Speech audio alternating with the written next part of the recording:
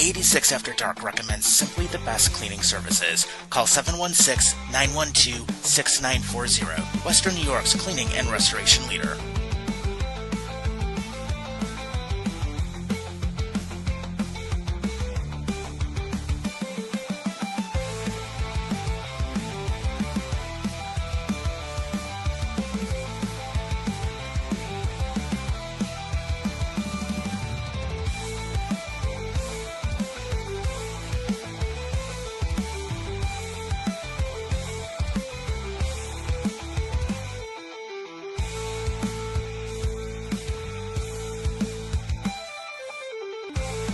From Buffalo to Long Island, this is I-86 After Dark. Welcome to I-86 After Dark, everybody. It is Tuesday night, Christmas Eve, December 23rd. Of course, got me, the Ginger Hammer. We got the Great Dane, Buffalo Bob. Millman's here, a.k.a. Cowboy Chris. How are you guys doing? First off, I just want to say Merry Christmas, you filthy animals. Yeah, actually, Home Alone and Home Alone 2 were on that Canadian station I get the last couple of nights. So it was good. It was good. So, hey, good to see you, Bob. Dame, how are you doing? I know you're a little under the weather. Maybe a shot of whiskey or something will help you out. Oh, I know. It wouldn't be Christmas for me if I wasn't sick. It seems like I get sick around this time every year. Hey, shot of Jack Daniels, man. I'll have to go to the liquor store after this. Yeah, I've got one actually up the street from me too. I gotta actually go get a little refill of something. It's funny. I still have that original bottle of Buffalo Trace that's never been opened from the distillery when we were in Cincinnati. So that's that collector's item. I'm just never gonna open that. Let that thing age. And then of course, Chris, good to see you, man. How have you been? It's been a while. Oh, just enjoying my Cowboys having a wonderful season under the glorious leadership of. I'm not gonna have a repeated draft day. Don't worry. Oh, I want that so bad. It's the holiday special. God damn it! Let me just tell you guys right now. Let's go back to late August, 2025. Mm-hmm. You know how I saw the season going. You know how I saw the season going. 12 wins, just 12 straight wins, just a 12-peat, and then we get to this time of the season, right? And we would just, we'd coast. Fuck it, we don't need to do anything. The glorious Jerry Jones got us to where he needed to go because his great wisdom with getting all these great talents and upgrading certain coaches to positions I thought they were just underqualified for. But that's just me. I'm just a fan. And that was before. My reality, that's how you really feel. My reality. We got fucking killed by the Panthers. Oh. That's my reality. We have to talk about that later in the show. You tied with Green Bay. It's okay. Don't worry. You tied with Green Bay. Dude, fuck Green Bay. I think everyone in this chat can agree. Oh, my God. And Jerry Jones will never step aside. But you beat the Eagles and the Chiefs in the same week. Yep. Just to shows you how good we could have been the whole season, but we lost the Panthers. You could have had Michael Parsons in that situation, and then you trade him to your biggest rival. It's okay. He blew his ACL out. So Jerry Jones, in his infinite wisdom, saw that Parsons was going to have an injury this season, and he was like, "We don't need that kind of shit on our team." So glorious Jerry Jones at it again. Let me tell you, that foresight of his. Right. 2020 hindsight. Yeah. Oh, yeah. Do you want to give Damien the quick recap of what happened at the draft with this guy? He had a total meltdown once we were in the round one. It was not a pretty draft for him. I'll put it that way. Could have had a good season. Yeah. Could have had a great season. It actually ended up being one of our short clips on there too. We had to do it because it was just man, the reaction was just so priceless. It's usually how it is. And guess what? We already got a shitload of comments, and they're all giving a big welcome to Millman on the show. Cut the water and alcohol drinks are good. And then one said, wait, who let in a Cowboys fan? That's your first reaction. Yeah. That's Jolene, my fellow Giants fan. Yeah. We've had a rough season. Yeah, well, so is Millman here too. I mean, it's like the Cowboys could have been better than they have really been, but no, we've had him on here before. He was on one of our Road to 32 episodes, actually. Yeah, well, the Giants were exactly what I thought they'd be, so it really wasn't much of a stretch. Right. And then, of course, Larry says the Cowboys suck. So, anybody else? Beat the Giants and we beat the Eagles, so a great season on my end. I can go into this off season happy. He's not wrong, So, right. So, but we got a lot of shows, so we'll go ahead and get started. Of course, everyone knows you can comment. We're live on all the major platforms right now. And, of course, stay tuned because the Bob Bourne interview is right after the show at 10 o'clock. So join us for that. There's a lot of fun. Of course, Bob and Dane were part of that. But jumping into a recap of last week in football, it was ugly, but the Bills still get it done as they ended up winning against the Cleveland Browns 23-20.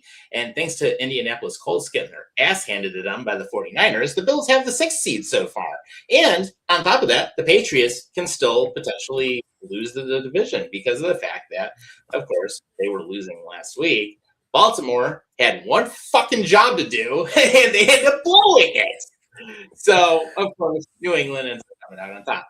But coming out and taking a look at what the Bills ended up doing, 23-20, Josh Allen and Sanders both threw for 130. So, of course, me and Bobby got our ass handed to us in fantasy this week because Josh Allen didn't do great on the fantasy stats. But James Cook, another good day, 100-plus yards, 16 carries, 2 touchdowns. Overall, I mean, the offense wasn't horrible. Defensively, I think we ended up bending a little too much as we ended up getting later into the game. But the Bills still got the job done. So they're in the playoffs. And, and Tyler Tarabochia, fuck you, because guess what? If you think that the Bills are horrible and you think it's a travesty that the Bills got into the playoffs when your trash-ass Miami Dolphins could have been there with Tua, guess what, buddy? Tua's riding the fucking bench. And remember this, he needs a fucking super helmet at this point, or else he's going to be dead on the field. So guess what? Your trash-ass Dolphins haven't done shit since they ended up going 16-0 with Shula, so don't even talk.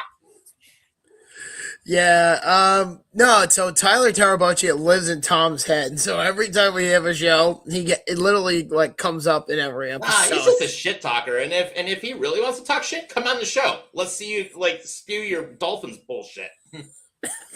In fact, I'll invite you right now. In fact, hell, we've even reached out to you on Twitter, dude. Come on the show if you think your shit's hot. Wow. See, this is how we get Tom going. Let's do it. Let's talk about it. Bills versus Dolphins, guess what? Bills will whoop your ass every time, dude. And if you think that Tua is better than Josh Allen, guess what? You're living rent-free in somebody's head. Well, he's clearly living in yours, so let's put it that way. Yeah, and actually, Larry's got another comment, and this is directed to Millman: $60 million for a shit QB2 in Dallas. Whoa! That's $60 million for Jerry Jones's vision. All right, let me tell you something. Jerry Jones knows exactly what he's doing at all times. We didn't know this, but Parsons was doomed for that ACL injury. All right, that's all I got to say. No one saw that but Jerry. Yes. He gave Dak all that money for a reason. Dak's lulling everyone down right now. I think everyone's gonna be very surprised with the next couple of games. Like, we're definitely gonna make a playoff run. Yeah. How's that Cowboy Grand Delusion doing for you? Yeah, Damien, you want to read this comment that's coming up? This is yours, buddy. Go ahead. Oh, I know. It says someone's got into the alcoholic eggnog. In fact, you know what? Here, I'm going to do one better. I'll be right back because I got to break out the alcohol. They did break out the alcohol. I think Jolene and Larry are drinking already, so it was something I should be doing, I think. But well, why wouldn't you at this point? But how'd you feel about that win? I mean, the Bills got it done. It wasn't very impressive, but they got it done. Like I said, I don't think the Bills need to win the AFC East. They have a chance now, but I don't think they really need to win it. And like Josh Allen is supposedly has a foot injury now. So if I was the Bills, I would rest him for the playoffs to make sure that he was ready to go for the playoffs. The AFC East, winning the AFC East is not a top priority right now. No, I think what's happening here is, they beat the Browns. They were convincingly doing so in the first half. Allen gets hurt, and he outright said the reason why he played like shit was because he didn't want to be the guy to be sacked by Myles Garrett, which would have broke the all-time sacks leader record. And Josh Allen's like, I don't like being in other people's record books. So it's like, well, that probably explains why you played like shit, and that also explains why I got the shit kicked out of my fucking Cowboy Chris over here in the freaking semifinals at our Jobs fantasy league. Thank you a lot, fucking asshole. You just gotta say right now, it's a pleasure going to the Super Bowl for I-86 Dark. I just want to say right now. Hey, you beat me to get there, man. So congratulations. I would like to just say right now, as this rookie season has been nothing but a miracle run in my books. We march into the playoff season with a record of, wait for it, 11-3, a crushing 2-game head start over all other games, a crushing 200 points more than the last person behind me. I want everyone to know right now, even if I lose and come in second place, y'all ain't gonna see this ever again. No, definitely not. Right. For 14 weeks, this was straight dominance, let me tell you. Yeah, but I will say is that the run game was a lot better than I suspected. James Cook, I knew was going to go off. I even wore a James Cook jersey for Sunday's game against Cleveland because I knew at some point he was going to go off. And then sure enough, he does go off. And then he had 2 tutties, and I think he ran for over 150 yards plus at that point. 117 he ran for. Yeah, 117. Which is, not nothing to bet your eye. Which is still a good game. That's tied. Yeah, that's incredibly solid. But my point is that the big thing the Bills did that I did not appreciate, I don't give a shit if it's Cleveland.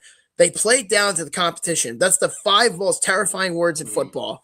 And when you do that, then you blow leads. And then it's like, okay, you're up by a small margin. And then you're up by a larger margin from within the first hour of the game. It's like, why are you downgrading your play calling for the fucking Browns? Was it just because you're scared that Allen's going to get hurt? Or is it just because you're scared that he's going to get sacked for where Garrett gets the record? It's like, which is it? Because if it's already working that you're using James Cook, then fuck it. At that point, you might as well just say, we're going to just use James Cook and don't use Josh Allen. Because I'm going to say this straightforward to everybody listening tonight.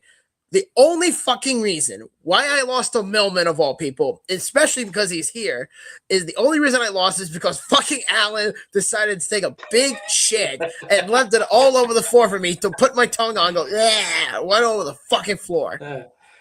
Millman, thank you for beating him, my friend. I got a drink up for you on the... Whoa. I think it's a little unfair for Bob to go dumping on his quarterback like that when meanwhile my expertise coaching put the right key players in at the right key moments.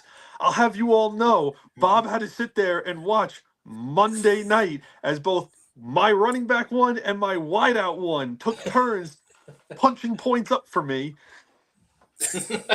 That's expertise coaching. We call that a nail biter. Yeah, look at this.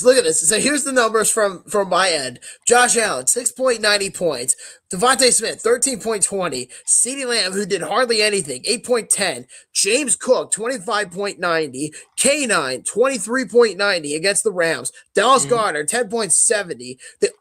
The biggest regret, maybe 2, and I expect a big laugh out of this, is that my first biggest mistake was not playing Colston Loveland because I thought he wasn't going to do shit. And he ends up doing something, a little small margin of it.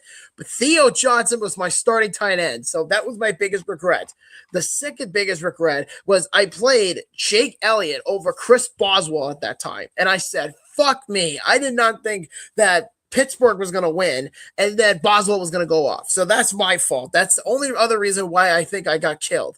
But it wasn't a complete disaster because I was leading for like 90% of the game.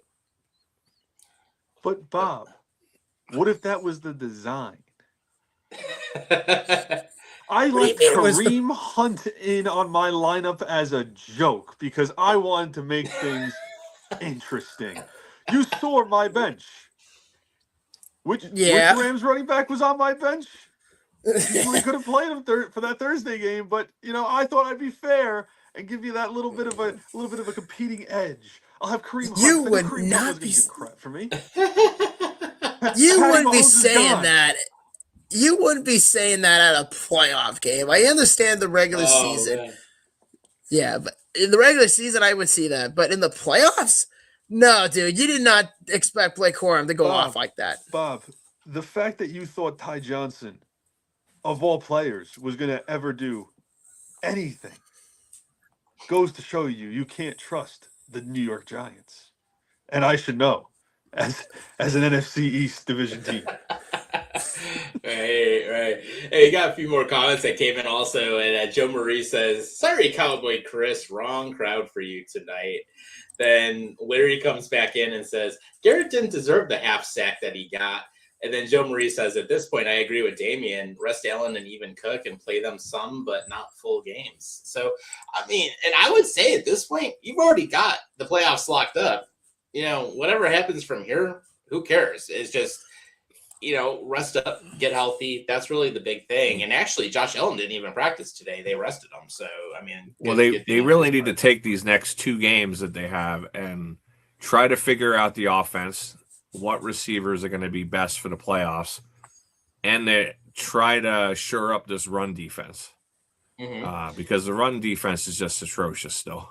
Yeah, it is. And here's actually a funny thing as well, too. So thinking about the Bills, what they are doing now, they're trying out some more kickers. And guess who one of them is? Young Hoku. Yeah. Oh, boy.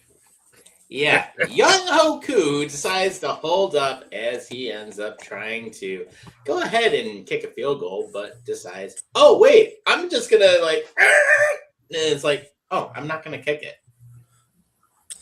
They needed a kicker at this point because I said it last week, Tom. I said Mike Badgley is not a good kicker. He was only there because the Bills were desperate and they needed a kicker.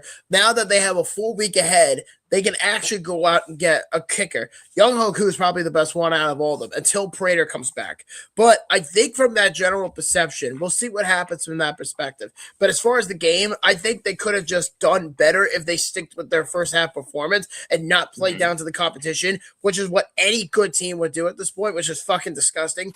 But at the same time, a win's a win. It's going to be ugly. It's never going to be perfect. But I'll take the win.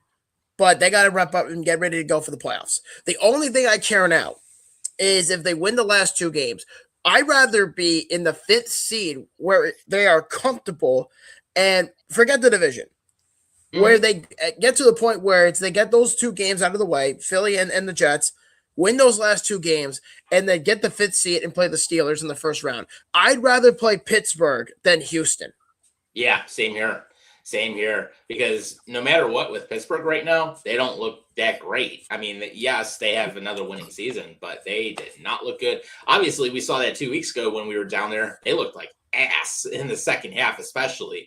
And then on top of it, how about the DK Metcalf incident that ended up taking place down there? Because, of course, he ends up taking a punch at a fan, which apparently there is some history with that fan.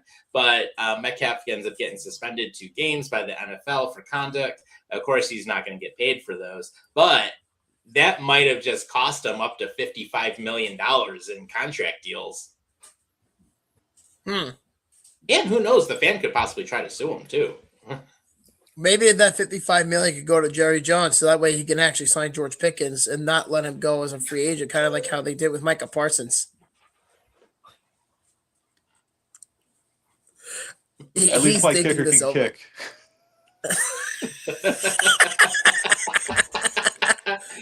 Right? Oh, man. Fuck, man.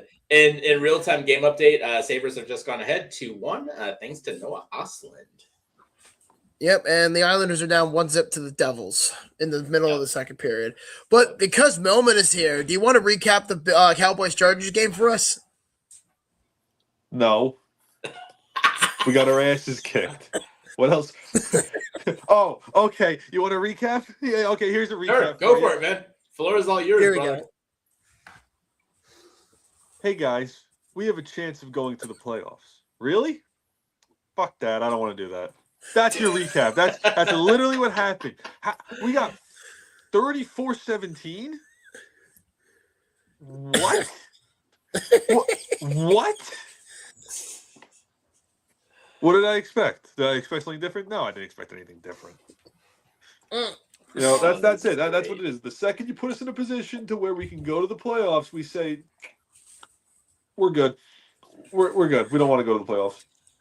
Jerry Jones doesn't like going to the playoffs. You guys don't understand. That's not part of the design. It's like with Jerry Jones, it's all Get about through a control. regular season without any controversies. We tried our best this season, but you know, every fucking season the Cowboys have to have a controversy. R.I.P. Nealon, too young. I just one season without any kind of major incident would be nice, you know. But you know, Jerry Jones just wants to shoot us in the foot before the season even starts. So I can't wait to see how the offseason goes for us now. Right. Yep. And we actually have some comments coming in, but I were you finished though, Chris? I'm sorry. No, yeah. Okay, cool. And then Jolene basically said, history or not, it was stupid, but an adult and keep your hands to yourself like you learned in kindergarten, which is very true, DK. And then Jolene, this one is from Millman, actually. So, Chris, same old, same old. Yep. Oh, 100%. It's every year, isn't it? Yeah. Yeah. Hey And then guys, Larry- it's the 49ers. We Yeah. can play the 49ers and we can go into the in the NFC Championship. Haven't been there in a while. Yeah, fuck Right. that. We're gonna just we're gonna choke on that last drive. Right. And then Larry mentions Pickens is a good player with a huge ego. Don't most of them have egos? Yeah, really. I was gonna say you got to have a bit of an ego to be in the NFL these days. Mhm. But I was going to defend DK Metcalf when the story first broke, because they said the fan was being unruly, apparently calling him the N-word and stuff. But then the video came out, and that did not happen. So I don't know. I don't know what the whole story is. I know you said he had a pass with the fan. I did hear that too. Yeah, up in Seattle. Yeah, I don't know. I don't know what happened. So yeah, he's got to keep his cool there because he's about to get hit in the wallet pretty good.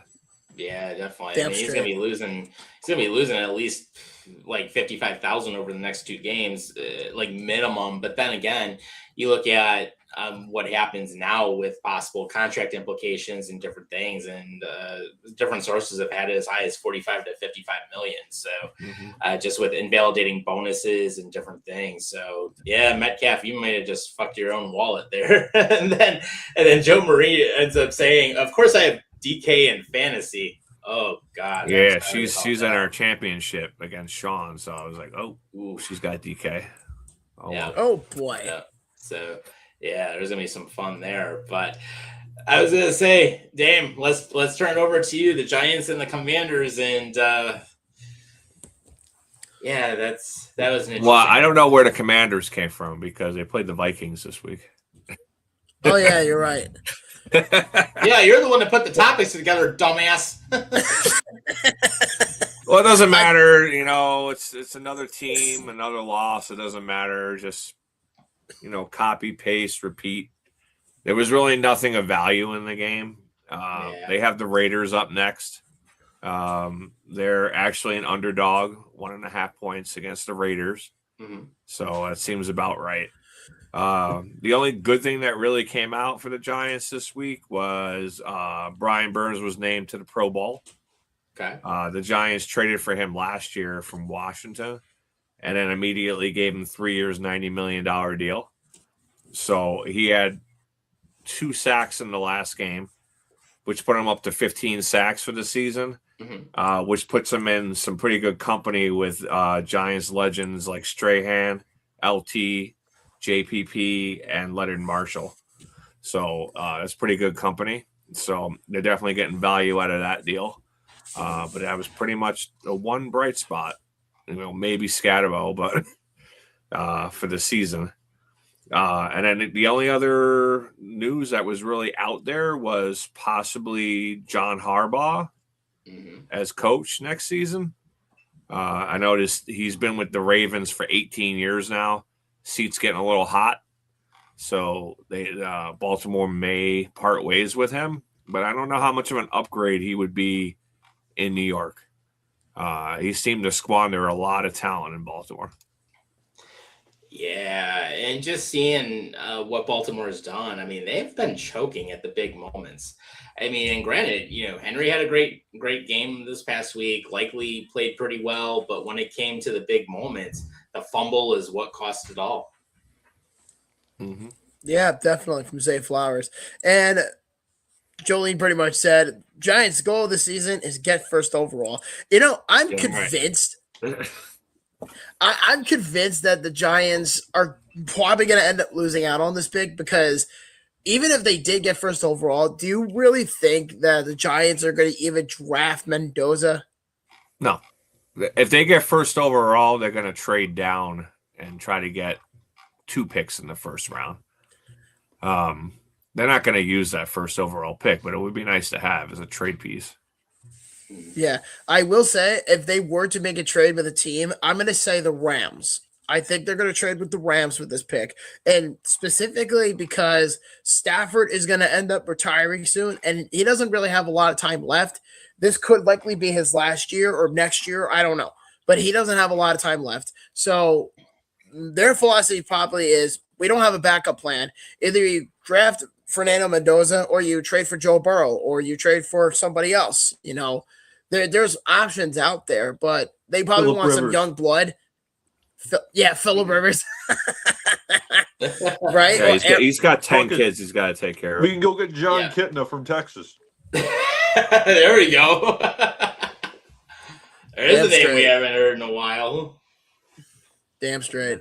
But I just think that this whole thing with the Giants is like, if they do lose, congrats, you get the first overall pick. But it's like, that if the Raiders get, if they lose, they're going to draft Mendoza. And it's pretty plainly obvious. And even if Mendoza does go to the Raiders, that dude's going to fucking die out there because they have no offensive line.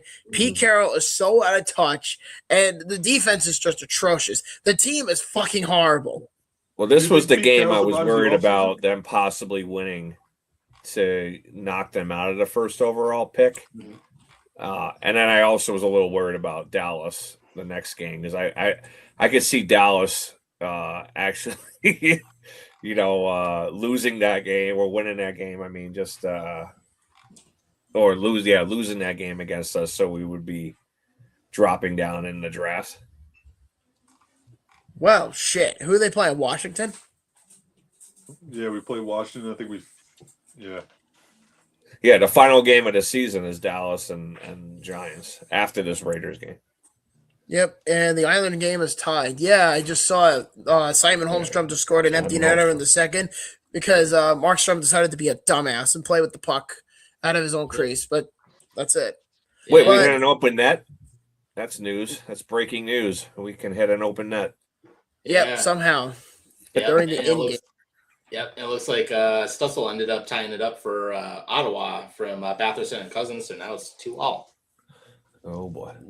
Yeah, but I think the biggest piece of news that came out this week, because it came out of so left field, and it's been kind of brewing for a little while, maybe a little over a year. This has been discussed, maybe 2 years. I'm not exactly sure, but a year and a half is the rumors about the Chiefs moving out of Kansas State, out of the state of Missouri to go across the state line to go to Kansas. So Kansas City, Missouri, you relocate in 6 years to Kansas City, Kansas, and you get a dome stadium that's going to be 70% funded by the state taxpayers.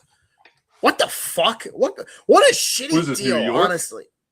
I was going to say the Bills got $600 million from the state and then part of that was from the casino settlement from the Seneca Nation, which I know they were all pissed off about that.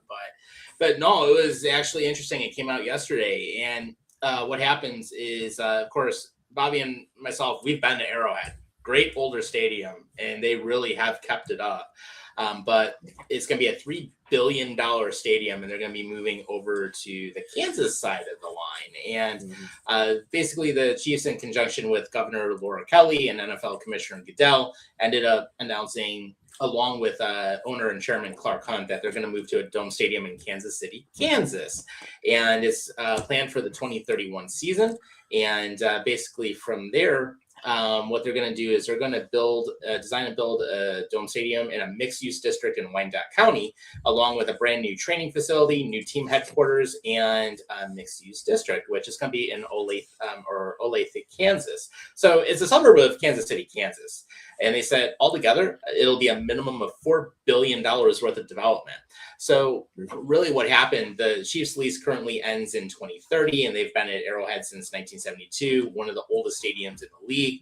And basically they have not been located outside of the state of Missouri since the Dallas Texans became the Chiefs in 1963. Yeah, I did read that Arrowhead was the oldest stadium in the AFC. Like you said, they've been playing there since 1972. But I just don't like these teams like playing, counties, states against each other. Because the story that I read was Kansas wants to come in and at least fund 60% of the project, while Missouri only was offering 50% of the project. So, but how do you guys feel about another dome stadium taking out the elements from the game of football? I was gonna say, gotta love the elements, man, because and this is actually one of the things a lot of people talked about it in Buffalo before the design of the stadium was finished. And there's still people talking about, oh, it should have been a dome stadium so we can have the Super Bowl. Well, number one, Buffalo will never host a Super Bowl anyways because we don't have enough hotels. That's the biggest problem. Yeah, there's no infrastructure for that. Yeah, there's not enough. And then on top of it, with the new stadium, I mean, it's going to have a net loss of 2,000 seats, because even though the fixed capacity, the actual seats are going to drop down to 62,000, you're still going to have another roughly five or 6,000 on party decks. So you're still going to have a net capacity of around 68,000. So not a huge difference, but at the same time, the stadium's going to be open to the elements. So you're going to have a canopy that covers 70% of the seats. It's good. And plus, the thing's going to be for the most part. So, that part's nice. But at the same time, it's Buffalo football. We all love the elements. The hardcore fans love the elements.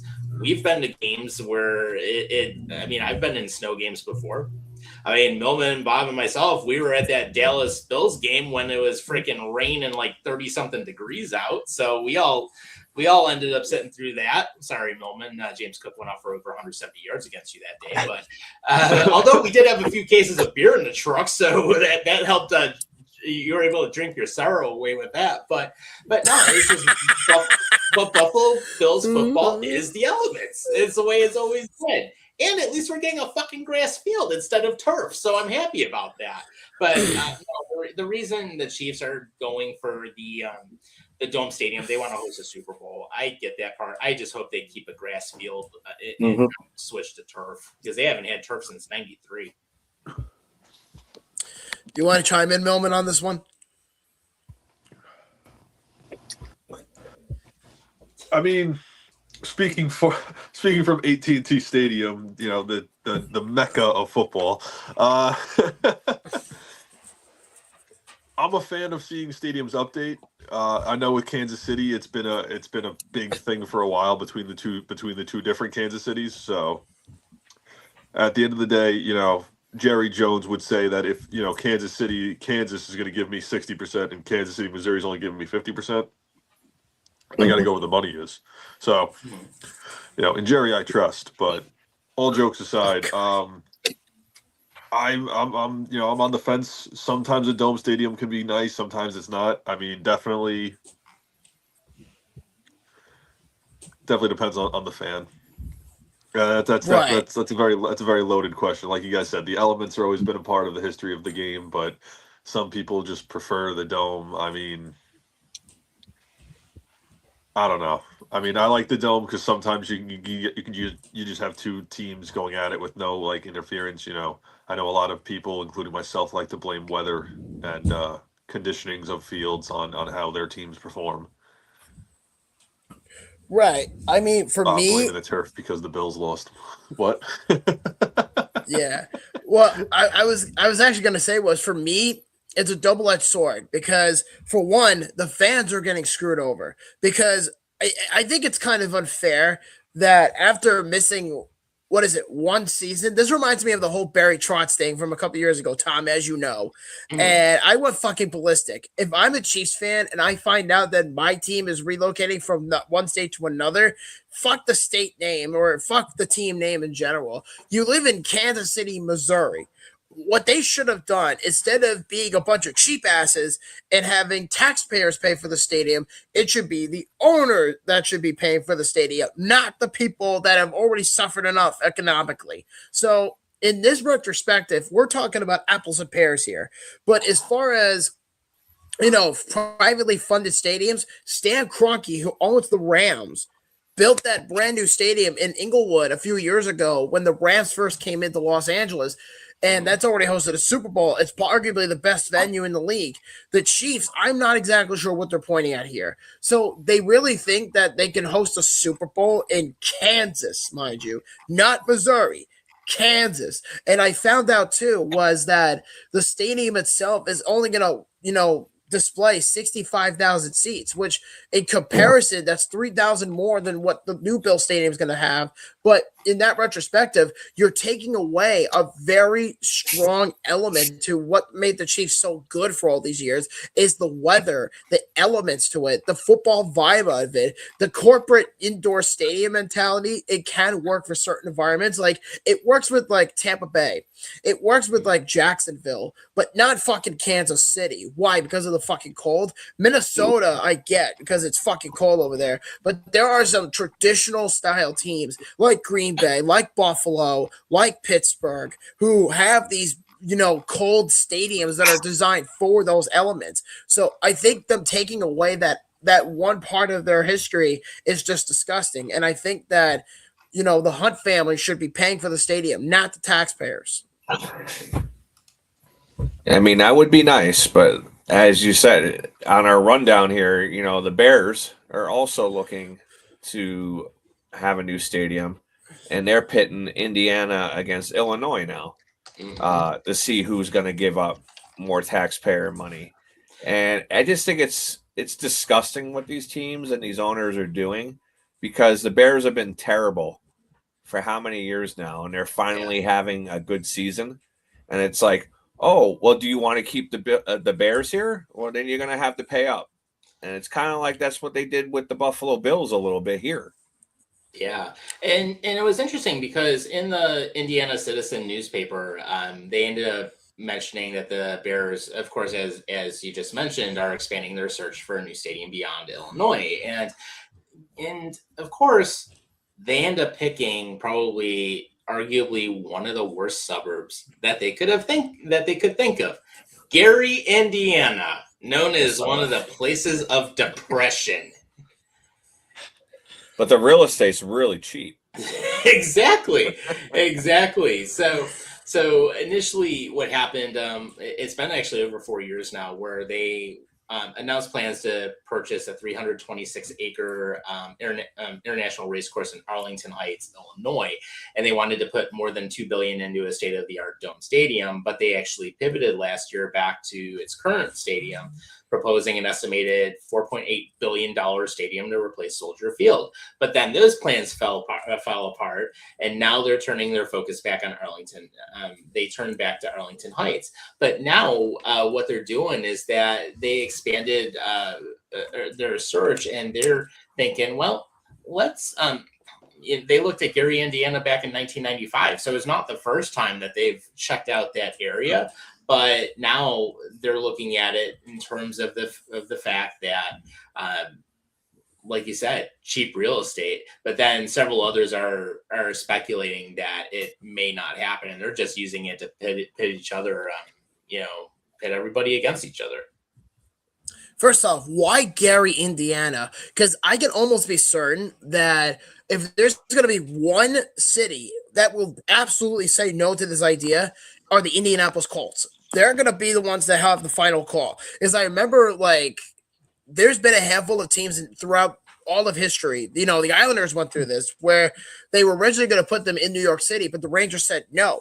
But they were fine with putting them in Long Island. The same thing's probably going to happen here with the Colts. The Colts are going to say, no, this is our city. We've been in Indianapolis for over 40 years at this point. This is our home. But you want to bring the Bears, the team that they kicked their ass in the Super Bowl 20 years ago, you want to bring those degenerates to Indiana, and better yet, Northwest Indiana? What the fuck is that going to do? I mean, Gary, Indiana is a suburb of Chicago. It's just right on the opposite side of the state line. That's so dumb because it's what are you going to do? Call them the Chicago Bears and playing in fucking Indiana? Oh, that reminds me of MetLife fucking Stadium. You have the New York Jets and the New York Giants. Do it. The Giants do it. The New York Jets and the New York Giants. And then it's like, oh, fuck it. Let's just do what the Jets and Giants did. They play in fucking New Jersey. I mean, you can't call them the Chicago Bears if you're not in Illinois. If you're going to be the Chicago Bears, you stay in Arlington Heights. That's what they should be doing. That's what they should have done in the first place. The Bears, like the Chiefs, are being fucking greedy. There are too many teams in this league that care more about the income more than about the fans. The Chiefs just proved it, and the Bears are exploring the option. Yep. Leverage. That's a big thing. And then, of course, right now, Larry actually had another comment, and he agrees taxpayers shouldn't fund football stadiums, and there's more social issues with money to pay for it. But then I get it, and certainly, yeah, there's other issues we can pay for, but, you know, it's kind of like a similar thing. It's like, how much is too much, you know, in a sense, but it is what it is. But that being said, it's interesting that they're looking to make that move as well. So, thinking about it on this sense, I mean, it's going to be very interesting once the new Highmark Stadium opens up. Construction is supposed to be substantially complete by the summer, with just final punch list items done by December. But from what I've seen so far, it's pretty neat what they're putting together in there. Yeah, I'm looking forward to it. I mean, I can't wait for that new stadium to be done. And and you know what? Maybe for Chris's perspective, maybe one day if he says, you know what? I want to watch Jerry World in Buffalo again. Let me go to the new stadium and just get my ass warm. Let me just go up there and just watch them get the shit kicked out of themselves again over there. Mm-hmm. He knows. Nice. He knows. Yeah. Yeah. But and actually, Joe Murray says most care more about money than the fans. I mean, hey, that's true too. I mean, if teams aren't making money, I mean, business. That's their big thing. Jerry's whole philosophy: if my team isn't making money, why the fuck do I own a team for? Right? Really. It doesn't make any sense. But Damien, what's your insight about the Bears? What's my insight about the Bears? Like, what do you think about it? I mean, like I mean, Soldier Field is really old and terrible facility. I've seen it. I've been there. They definitely need a new stadium, but the price to build another stadium in downtown Chicago would probably be astronomical. So I don't really fault them for trying to look elsewhere. I mean, as far as like the big market teams, I think they're the only one that's like in the actual city proper, like downtown. So, I mean, even parking down there, you could pay upwards of $500 to park there, which is insane. Yeah, it is. And I mean, and I think you're right. I think they are the only major. I think they're the only team in the NFL that's really in a downtown area, because the Patriots aren't, Bills haven't been for years. Well, Pittsburgh, I would say. I mean, Pittsburgh is. They are, like, but it's off to the side a little bit. Yeah, they're just right over on the North Shore, and then. I mean, when you look at the other teams, like obviously the Cowboys are in Arlington, so they're not in downtown Dallas. I mean, both LA teams are in Inglewood, so they're outside the downtown. Seattle, that would be close, I would say. But that's still, a few miles out from the downtown. So, I mean, the majority of these teams are outside of the major downtown areas, except for really Chicago, which is right on the lake. Yeah, and this is the second time that this has been brought up for the Bears, because it wasn't that long ago when they were talking about moving out of downtown Chicago, and they ended up putting all the money into a massive renovation of that stadium that really didn't go anywhere. Yeah, and actually the renovations made it worse. It's unbelievable, really. I can't fathom that. Like, it's scummy. Like, I don't like the Chiefs. I despise them. Millman knows this. And I despise that team Bob's with a passion. the biggest Patrick Mahomes fan I've ever met, and it's on record now. Yeah. He likes the Carolina Panthers, actually. That's his new team. We have a Damian Mike Rudd fan club, Millman, just to give you an idea. Yeah. It's Jay. I don't think he's here today. I don't know if he's here. Yeah. And Joe Marie says downtown cities just don't have the infrastructure for a big stadium. I mean, it's true in a lot of cases. Although, I mean, even Nashville, Tennessee, they're building right outside the downtown on the opposite side of the river. Their new dome stadium is supposed to open, I think, in 2027, if I remember right. I mean, you're going to need like a huge parking lot, or you're going to need like a subway or train or something that's going to drop you off right there. Yeah. If you don't have that, then most people are going to be driving, and you're going to need that huge parking lot. Right. And that was actually one thing we did when we were in Pittsburgh. We took where we stayed. We actually took the train right to the stadium, and it actually worked out. We were there in what was it, like 45 minutes or something? Yeah, something like that. Almost an hour. Well, I would love to see Buffalo extend their rail line down to Orchard Park. That'd be awesome. That would make a lot of sense. And I mean, they could do it. Just use up some of the old track that's not used. There you go. Extend it on the cheap. Buy some new rail cars, and there you go. Damn straight. Yeah. So thinking about the playoff picture, we've got a lot of stuff coming up because, of course, we're about to go into Week 17. So and Larry says Buffalo Bills in downtown Buffalo would cripple the traffic in Buffalo before or after the game. And I still think about it this way. Would it have been a nice stadium down there? Yes. I think it could have done on the opposite side of downtown, put it right on the lake. But of course, the government entities that be will never give up that land. Yeah, well, like I was at the Sabres Islanders game on Saturday, and that was a sellout. And it was crazy getting in and out of that whole area the whole day. Yeah. Oh yeah. Trying to pull out of that ramp is an absolute nightmare. And then on top of it, now that they moved the train station, I think they moved the train station because now it's behind the arena, not in front like it used to be. So now you're walking the opposite way, or you have to walk to where the old Odd was, which they won't have that new entrance open for at least another year, but it's like, come on, NFTA, you should have built the Skybridge into the arena now, so this way the station would have been more usable. That would have been common sense. And you the Ginger Hammer for mayor. Yeah. Hey, there you go. If someone wants to write me in, go ahead. Yeah. But you were saying before about the playoff picture before. You were just saying. Yeah. Let's dive into it before we end up taking our first commercials. So what are some of your guys' thoughts as we venture forward? Because, of course, we have 2 weeks left in the regular season. Obviously, I mean, there's still some changes that can happen within both the AFC and NFC, but what are some of your thoughts about possible matchups?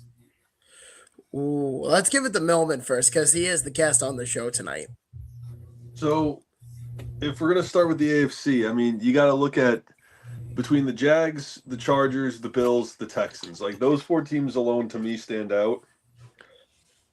Jags, Bills, Chargers, all 11-4 right now. You got 2 games left.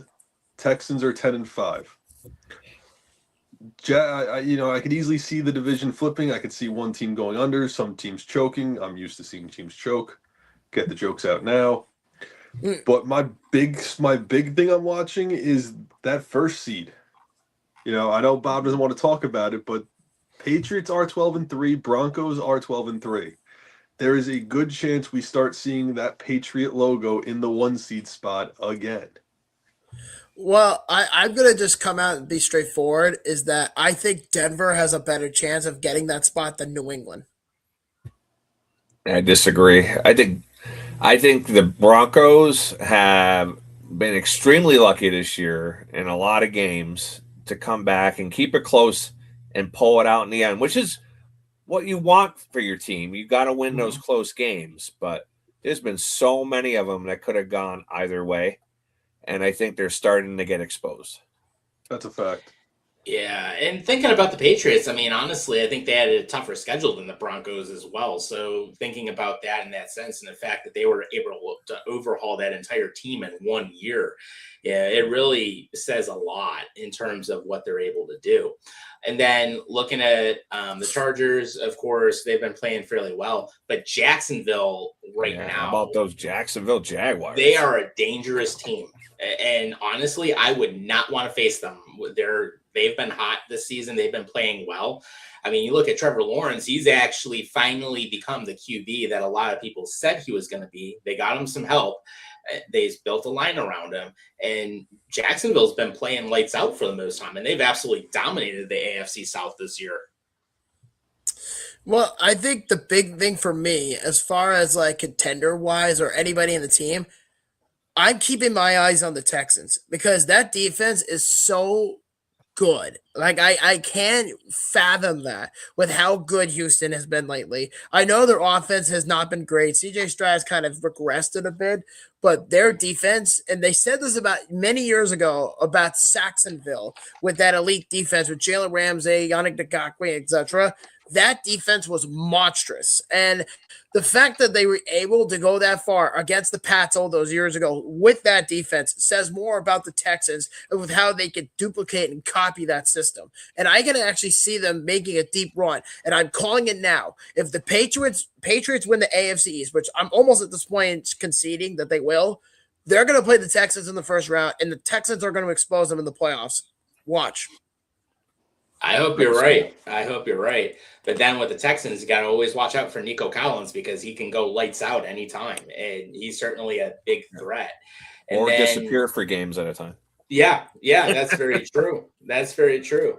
I had him in fantasy, so I know firsthand. Yeah, I ended up ditching them finally too. But then of course you have the Steelers in the hunt as well in the AFC North. Honestly, I don't expect them to do much. I mean, all they do is they're good for having seasons where they have a winning year every year, but that's about it.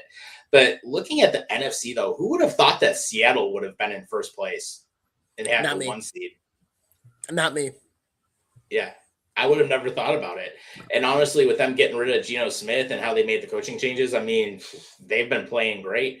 Chicago, though, that is a dark horse team. And I would say right now, I look for them to make some damage in the playoffs because if we're looking at everything all together, I mean, they're at 11-4. The Eagles are at 10-5. But look how Philly has gotten exposed this season. They have not had a great season. And then, of course, we had the two fumbles on one play. But at the same time, Philly hasn't done much. Saquon Barkley, okay, he's having a great season. But Jalen Hurts, though, I mean, has kind of regressed this year. And I really also noticed that defensively, they're not as strong as what they've been previously. And then, of course, the 49ers showed up last night. I mean, they've been having a quietly good season. And then the LA Rams are in the mix. But who would have thought also on top of it, besides Seattle being in the 1 seed right now and Chicago being in the 2 seed, which I would definitely not want to play Chicago at all if I'm on one of the NFC teams in the playoffs right now. But who would have thought that the Packers are barely in? And, of course, Jordan Love ends up going out and has a concussion. But the Panthers, they had a huge improvement this year where they have a winning season. They're at 8-7, but right now they're in the hunt for the 4th seed. Mm-hmm. Carolina is only there because Tampa Bay sucks. Let's be honest. Tampa Bay crashed. The whole division sucks. Let's be honest. I mean, that whole division sucks in general every single year. It's like the softest division. That's kind of the point. You have to have at least one representative in every division in the playoffs. And God forbid Bryce Young just rips a new ass. And I could literally see a situation where the Panthers could just magically make the playoffs and don't even go far. To me, they're the NFC equivalent of the Steelers. They have a mediocre coach with a mediocre quarterback and a mediocre defense. Everything about them is fucking mediocre. And let me tell you, my wife and I were in Charlotte in October. Firsthand, I can tell you, from being down there, Bills Mafia entirely took over that stadium. And the fans were non-existent. I'm just going to be very straightforward with you. Because I was in Charlotte, and it was non-existent. It was quiet as a mouse when I was there. Yeah, and even our friends at Nickel City Crew, Rob actually lives down there, and if you guys have a chance, of course, take a look at their show on Fridays when they're airing here on I-86 Network. But Rob can tell you, the Bills fans are in full force, and they have a bunch of Bills backer bars down there. Oh yeah, definitely. But if I'm talking about a team that could really make some damage in the playoffs, keep an eye on San Francisco, because the Niners, to me, they're starting to get they're a little banged up. I get it. But Brock Purdy is starting to slowly find his rhythm again. McCaffrey is McCaffrey like normal. And Did you say Brock Purdy? No, Brock Purdy, I said. Brock Purdy. It sounded like you said Brock Party. No. Yeah, he merely lived in the dark. And he was born in it, and he was molded by it. Well, that's been my team for the last, I'd say, 6 weeks. I've been saying the 49ers, and they looked really good last night. It doesn't seem like it matters whether Purdy or Jones is the quarterback for them. They just got that system going. Yeah, it'll look good, and then of course McCaffrey had a pretty nice night, and then West finally got his first sack as a rookie. So I mean, then of course how that ended up coming out, I was like, yeah, your big ass guts hanging out when you end up sacking Rivers. Yeah. Chris, what do you think? So as far as the NFC goes, no, I did not have this pegged out at all. I'll be honest with you. The fact that the Panthers are in the playoffs and the Cowboys aren't kind of pisses me off, but I'm not going to get into that. I definitely can see that whoever versus the Panthers in the first round, I can't see the Panthers getting past round one. If the Panthers get past round one, shit, they might make a Super Bowl run at that point. I really do think it might come down to maybe, can someone maybe pull an upset? Like, does Green Bay, stop the Bears in the first round, or, does the Panthers actually get past the 49ers if the playoffs stand as is? It's a very strong possibility, but I could also see the Bills going on a pretty big playoff run. And you know what? I might be biased, but I do see the Bills in this scenario actually going into the playoff run. It doesn't even matter who they play in the first round. I could definitely foresee it happening.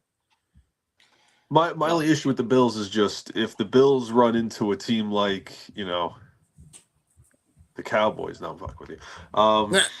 No, if the Bills played smart, especially with Allen dealing with what could possibly be a foot injury or some kind of foot limitation that might go into the next couple of games, you guys are in. Do you just settle for the 7th seed? That's up to you guys. Do you want to take on the Patriots, or do you want to take on someone like the Steelers? Definitely the Steelers. Yeah, I'd take the Steelers all day because. Oh man, but then at that point you got to compete with the other two teams now. Who else? You got to see the schedule of the Texans and the Chargers. Who are they playing? Oh, that's easy because they're playing each other on Saturday. Well, that's what I'm saying. That's what I'm saying though. In a contest with the Chargers and Texans now, you kind of do you root for the Texans, but now do you risk being tied with both the Texans and the Chargers now? You never know. Yeah, no.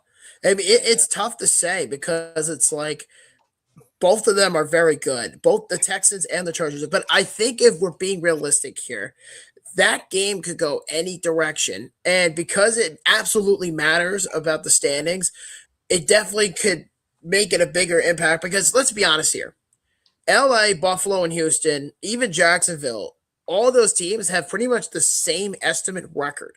So it's not like, we're all going into this blindly and saying, okay, I'm going to pick that team and then that team to do something and then that team to not do anything. It's basically like Russian roulette this year because there's no Ravens, there's no Bengals, There's no Lions so far. There's no Chiefs. So this is a very wide open playoff run. Yeah, it is. And actually, it sucks to be the Chiefs right now because Gardner Minshew blew his ACL this week, so they're looking for a QB. Boo-hoo. Yeah. Well, they better do it quick because they play in 2 days, which it's Christmas Day. Yes, but they do. Yeah, just for the record, guys, we're gonna actually be taking a little hiatus after the Christmas special, and we'll be back on January 7th. So that's our New Year's episode, if you want to call it that. So we're gonna enjoy the holidays and all of that shit. You know what I mean? It's crazy, but we actually do have a. Sorry, Tom, go ahead. Yeah. But I was going to say, in the meantime, though, I mean, we'll have content that you can take a look at. And, of course, the Bob Bourne interview will be releasing in just about an hour. So, of course, feel free to check that out. And plenty of our older episodes during the time that we'll be gone as well. And plus, of course, Road to 32 Pittsburgh is up. So you guys will have some content to hold you over for a little bit until we come back. Definitely. So what do you guys say? Should we go on commercial? Yeah. Let's do it. So you know why I'm still alive here. Half, yeah. A shot of whiskey will help you, buddy. But yeah, coming up in the second half, we're going to jump into hockey. We're going to talk a little bit about the Sabres, some trades, some different rumors, and then we're going to talk about some of our favorite traditions for Christmas. So, of course, stay with us. We'll be right back. Yep. See you in a bit.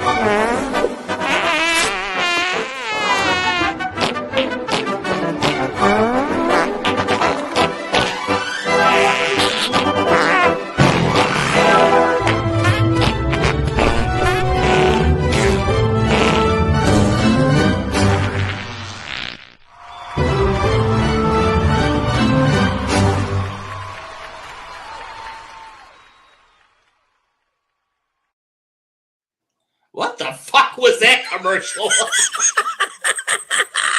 Why was I fucking Raggedy Ann?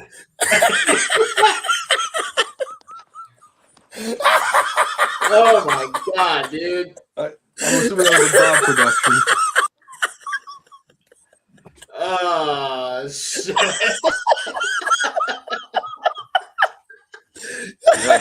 Oh my me. god.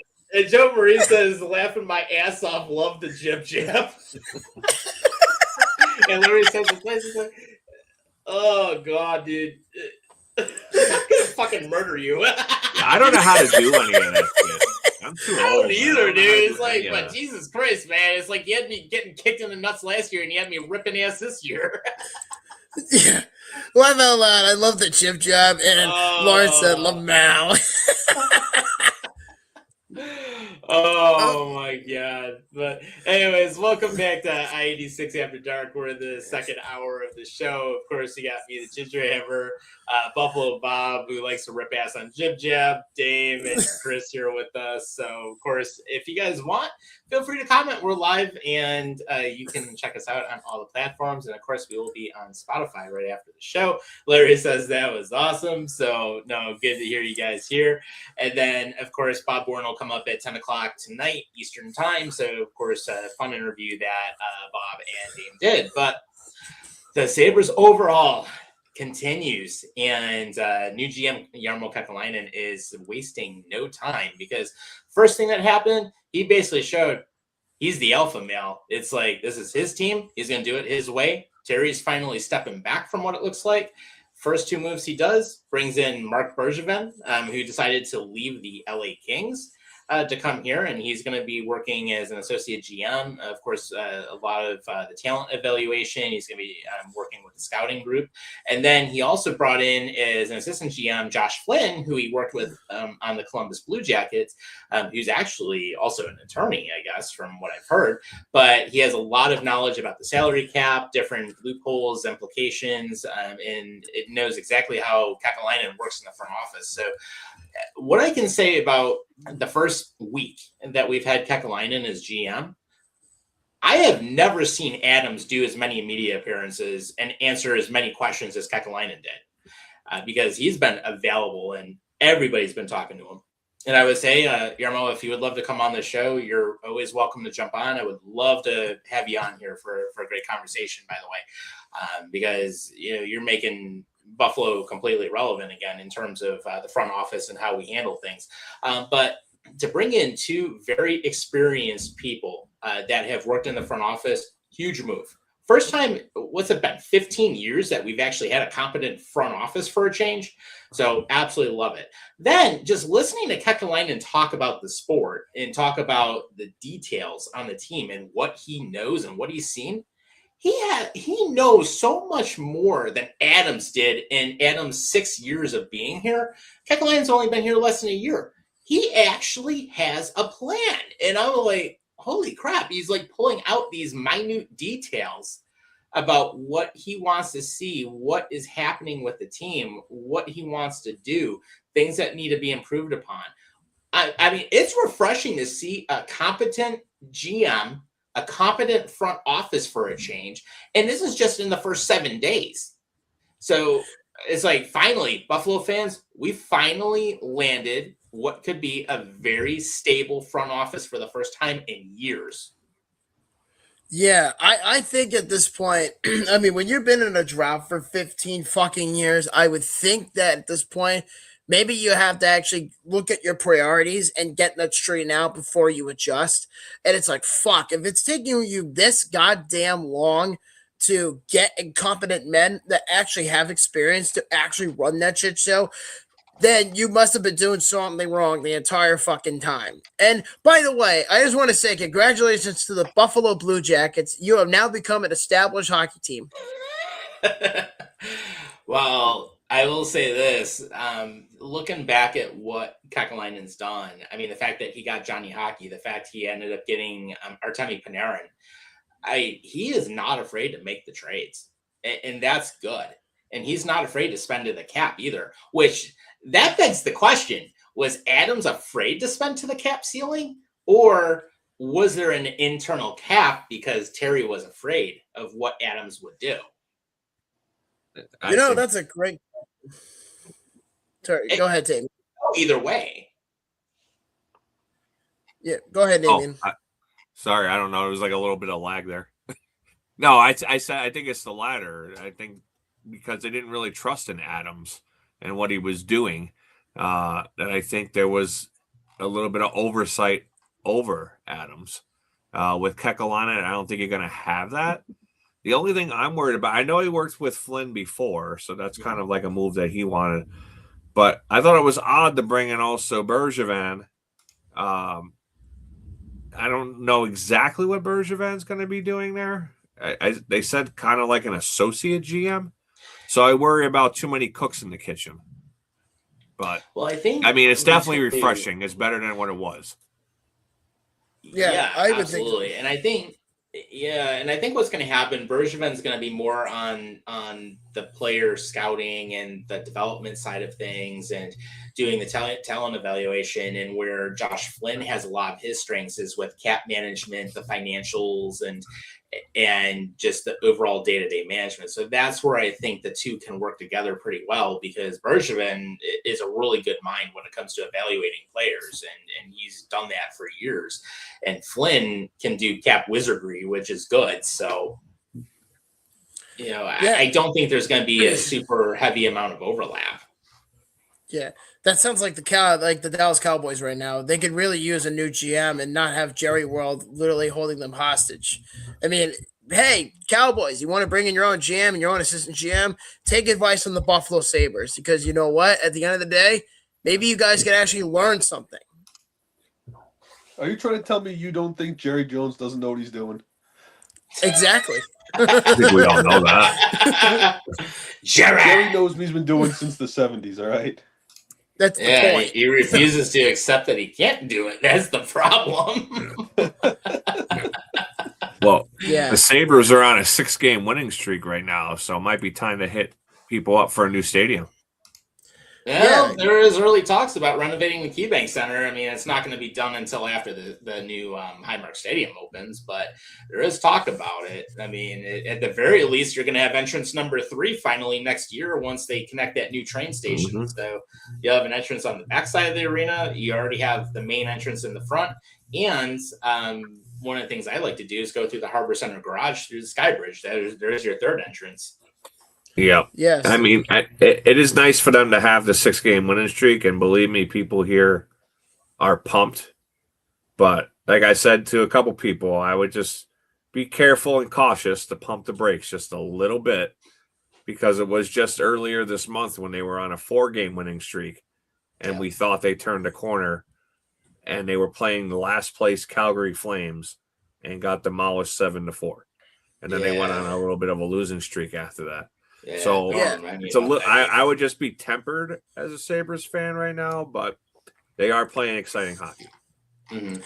Plus, also, it's sorry, good Tom, to go see ahead. it. It's good to see it, and you're right. You know, it's like I don't want to get too high on the expectations, but the fact that they have won 6 in a row, and they're only 3 points out of a playoff spot right now. So the fact that they can lapse Pittsburgh, they can jump ahead. That's good to see. That's something we haven't had in a while. And it just seems like the team's starting to get a little bit of confidence again, which is great. And thinking about how the Sabres played in New Jersey the other night, I mean, the first period wasn't great, but okay. I mean, Jersey scored on us early. But when you look at the second period and third period and how they were able to shut down Jersey defensively, and the fact that they were able to control the possession and, of course, control the neutral zone very well, that was definitely probably one or possibly 2 of the better periods I've seen them play this year. And it seemed like it was more of a complete effort, which was also nice to see because we really haven't had that at times. It seems like they'll go all out at certain points, but really not put that more complete effort into the full 60 minutes. Well, I mean, I think it also depends on how the team responds because realistically, it also comes down to a scheme because you bring in all of these people while the iron is hot. And that's something I think the Sabres did was really smart, was they actually brought in competent people while they were on this winning streak. And right now, the only option left is what do you do with Lindy Ruff? Do you fire him? Do you keep him? My answer is you hire John Tortorella, then I can officially say, congratulations, you are now Columbus. And you could all bring in ex-Blue Jackets players.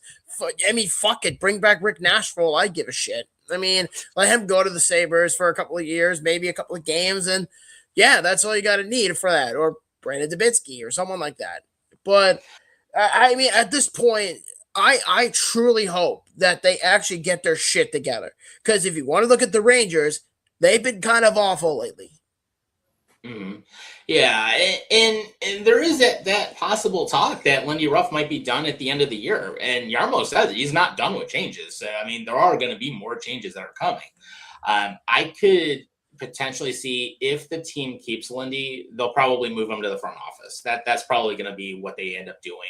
And who knows? He might end up being a figurehead such as a president of hockey operations in one sense, which I don't know if they'll do that or not. Or he'll have some type of influence in the front office and still contribute. In they can make him an assistant general manager. Yeah, they could always do that or have him in player development or something. I mean, I'm sure that they would probably keep him in the front office just because of his history with the club. But we actually have a couple of comments on here, and basically, and going back, Larry says, "Hey, if they win, call them anything you want." Then he also says that they beat the Islanders. And then Joe Marie says the Sabres will pull the rug out from under us soon, unfortunately. Well, I mean, times might be changing. Then she says the first game she went to this season, they only tried for half the game, but have brought it more lately. And then she also ends up mentioning Lindy can stay somewhere, but bring in new blood for the coach. And I think that a new coach is going to be needed, quite honestly. Torts would be the ultimate wake up call, honestly. And I don't care. And I don't care if players hate him. It's one of those. He's gonna be like a drill sergeant in there and basically tell you if you're not competing, you ain't playing. In fact, look at some of the stuff he had on HBO. I mean, there's some great clips of him going off at players, and then of course he would definitely make press conferences entertaining in the media for sure. Well, would you guys rather have Torts, DeBoer, or somebody entirely new? DeBoer trap style, I don't think is going to be a good fit. I wouldn't mind seeing Gallant come in here, quite honestly. I've always liked Gallant. I've always liked him. I mean, what he did his first few years with Vegas, I mean, he got them competing right away, which was great to see. I mean, and I think he relates to the younger players a little bit better also. He has like a pretty good balance. I wouldn't mind seeing him. Boudreaux, I'm not sold on, although Boudreaux's a pretty decent coach. I mean, he has a good history. Trying to think if Laviolette was available, maybe, but I would hire Chris Millman and then the Keebler Elves as the assistant coaches. Yeah, okay. I mean, why not? I mean, the Keebler Elves could run the power play, and you could just sit there and say, "We're not Jerry Jones." I think I'm starting to get loopy because I was like, "Who the hell is Chris Millman?" And I was like, "Oh shit." Yeah, it's that guy on the bottom. Yep. And then actually, Joe Marie mentions sometimes teams need tough love. Look at the Giants when they brought in Coughlin. Oh, that's a true statement. Yeah. Well, that's also a different time frame because the 2000s, they were a little bit more hard-nosed grid football in that era when Coughlin was the Giants coach. But now it's kind of completely evolved and changed. So you need someone that could fit within the system. I don't know if Tortorella would be the guy that Buffalo would consider. I mean, Gallant would be a great coach, but he just signed over in Europe. I mean, if I'm being completely honest, go get somebody with fresh ideas, because and here's the thing about the NHL is that the NHL is a recycling league. When one coach gets fired, the same coach that just got fired 2 weeks ago or a week ago, they get a new job someplace else, unless they're incompetently shitty. And then that's the only way that, they're out of a job. But it's a recycling like the good old the Garden Gloves coach we had for a while that we will never talk about again. Yeah, Ron Rolston. Yeah. Or in the Islanders case, Steve Sterling. Steve Sterling was a one and done coach after, 03-04, and then he got fired. So the same thing could happen here. But I think that if they want to get someone, like, look what Pittsburgh did. They brought in Dave Muse, who in the May whenever they hired him, I said, "Who the fuck is Dave Muse?" Oh, yeah, we all get him. Yeah, and we said, "Who the fuck is this guy?" And out of nowhere, he's turning the Penguins into a competitive team. I mean, they're not great. They're not perfect, and they're older. Grow at home or something. I know that we were there for the first of their losing streak. Yeah, but that was a while ago. But the point is that if the Sabres want to bring in some fresh ideas, here's a very controversial pick, and you may not agree with me on it. Mike Babcock. Oh, fuck no. Think about it. If Mike Babcock gets another opportunity, I mean, after what he pulled in Columbus, yes. But outside of that, he's a very good coach. He pulled the same shit here, too. Originally, we were looking at him, and then we ended up passing him up for fucking Disco Dan. Yeah, well, he was supposed to sign, I remember, and he bailed out last minute. Yeah. Well, hell, look at what Toronto did. They fired Mark Savard. No way I would want him either. Mark Savard was just a cardboard box that was just standing in the background who did little to nothing. So what did that really do for the Sabres? I mean, for the Leafs. What exactly did that do for them? Nothing. And they're not firing their head coach anytime soon, so that's their decision. Yeah, basically. Yeah, they want to sit in the bottom league. Hey, go for it. Absolutely. So I guess, there are some traits to go over. I think there's 2 that we have to go over, and there are some rumors, and then we'll get to our favorite part of the special, is talk about Christmas memories. Yeah, so just real quick, Sabres and Oilers are still tied at 2. So we've got that going on. And then, of course, real quick before we get into the trades, Berube is safe as the Maple Leafs coach right now. The Winter Classic rink is almost done being built in Miami, which I don't know why they ever picked that place for a New Year's Eve game, New Year's game. But Deneau actually is playing his first game against the Bruins since getting traded back to Montreal. So that's actually one of the bigger stories that we had this week. Is it'll be his second stint back in that city. Yeah.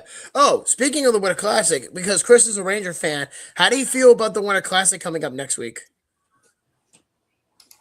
I'm excited. Okay. Well. All right, back to you, Bob. All right. Yeah, no, I think it's going to be a dump because, first off, it's called a Winter Classic, not Baseball Stadium Classic. You play outdoors, not indoors.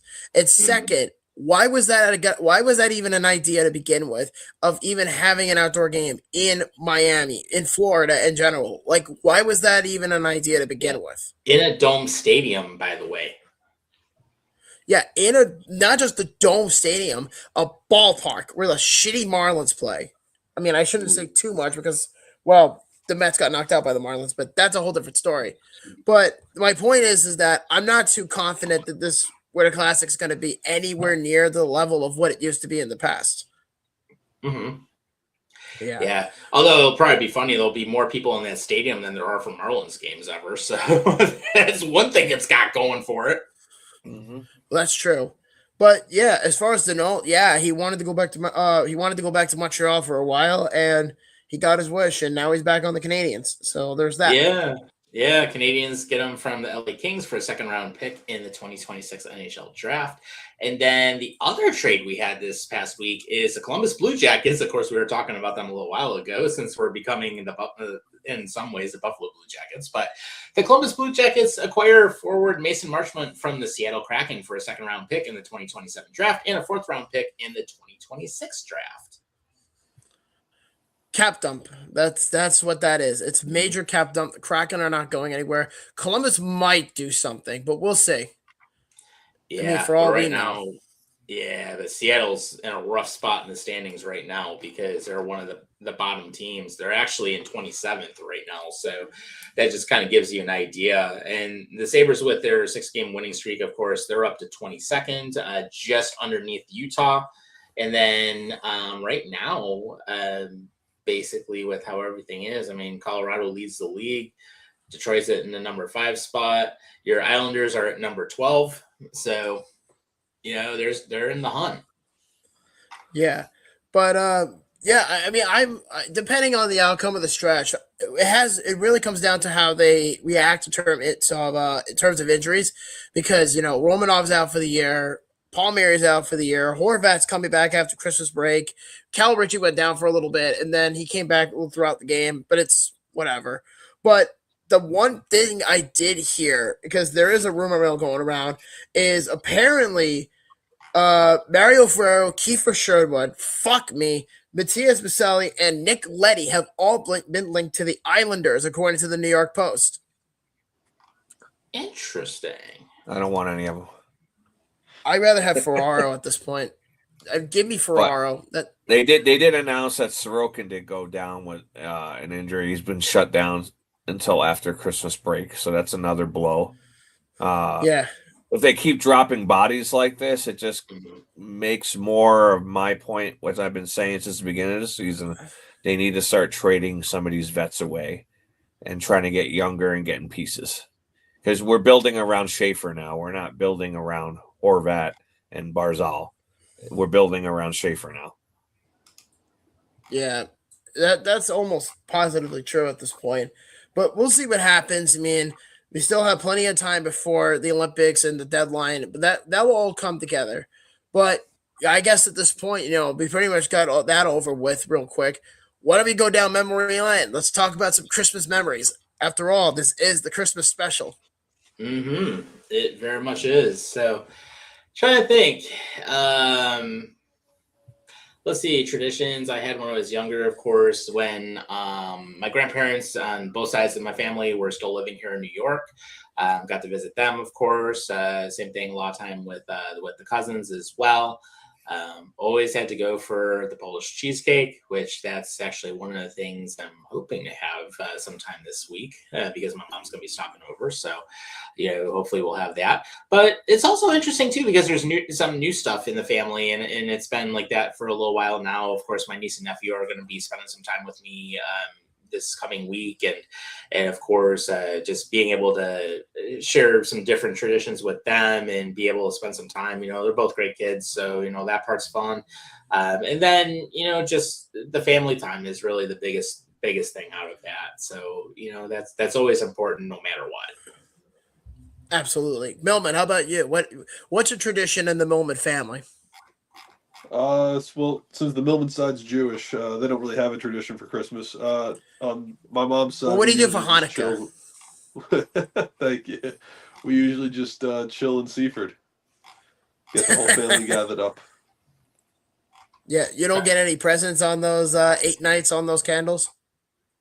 Oh no, I get the presents. Yeah. We still do gift exchanges on certain nights. Everyone works now, so it's hard to get together.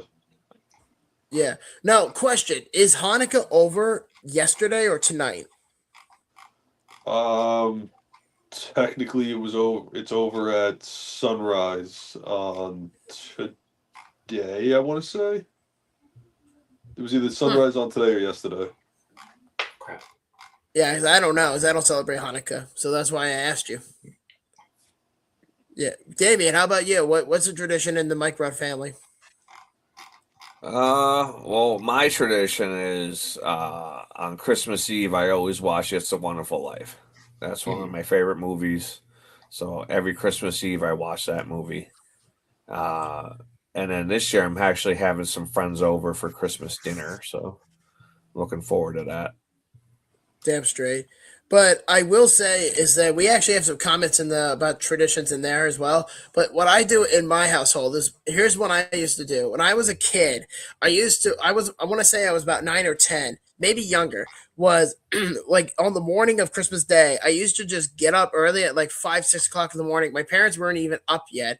And my sister or my brother would hang out with me and we would just sit in front of the tree and look at the presents and just look at the lights with the Christmas music and the Yule log and all that stuff.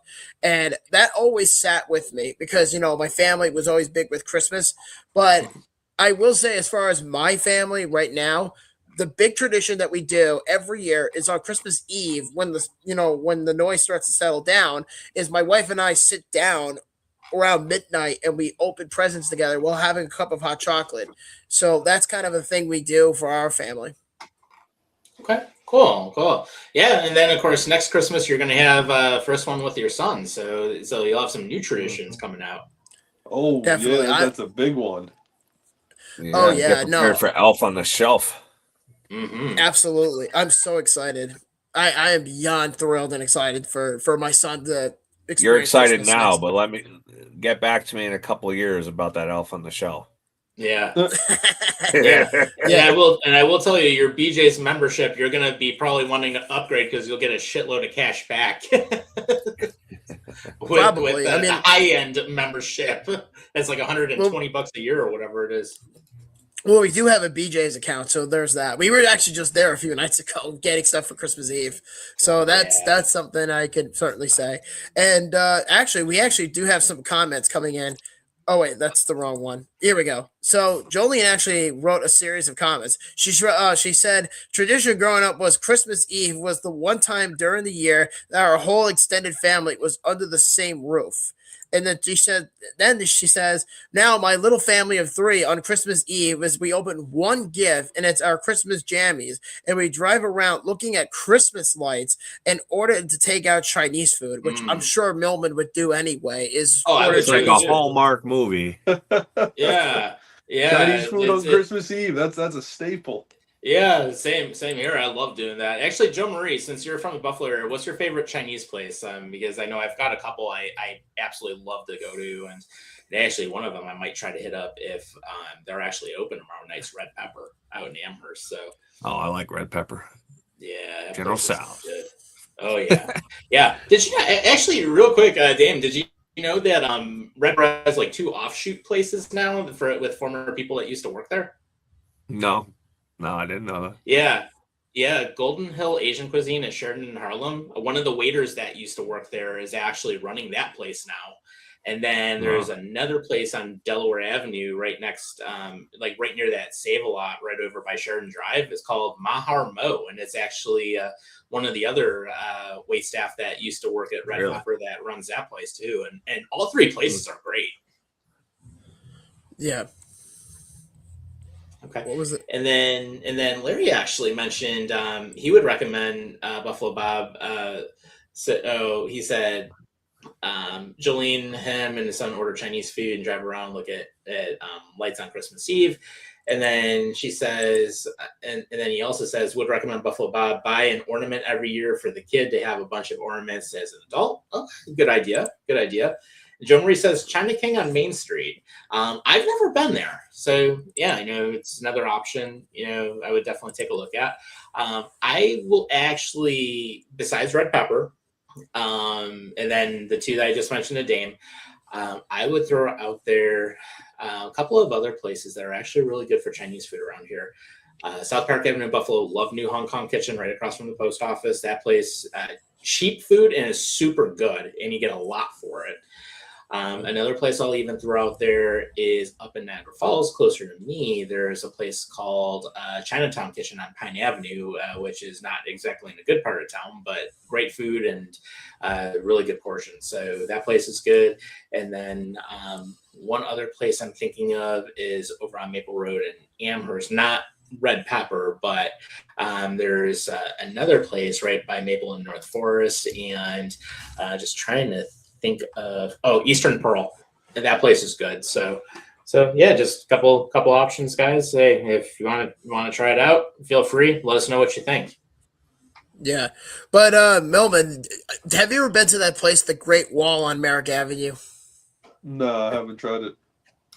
Ooh, man, that's a damn good place. My wife and I, when we go to when we get Chinese, I don't eat it often, but when we do, we usually go to the Great Wall. They make really good dumplings and make really good spare ribs and General Tso chicken. I'm just going to be highly recommended. It's not a sponsorship, but I just want to throw that out there. So if you're looking for a place to eat, you son of a bitch, on Christmas Day because you're going to be fucking bored, go to the movies and go to Great Wall. I guarantee you. I got you.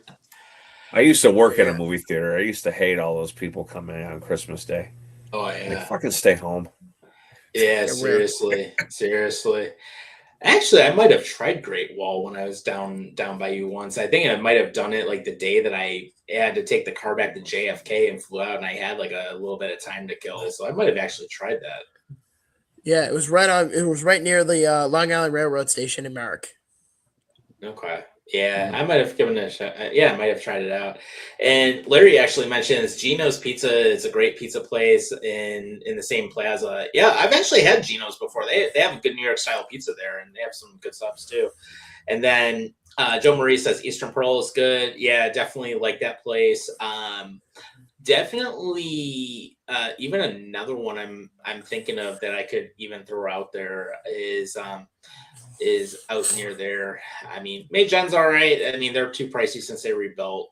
But I would definitely give a huge shout out to Mahar Mo and Golden Hill. Those places are really good. And then Joe Marie says, "Fire, rah, rah, rah, rah, rah." No. Shut the fuck up. You're going to do that right. All right? It's fucking Christmas. You ever see A Christmas Story? Yeah.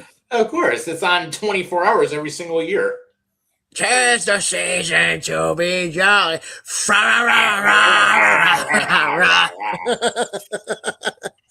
Oh, God. But Good old speaking racism.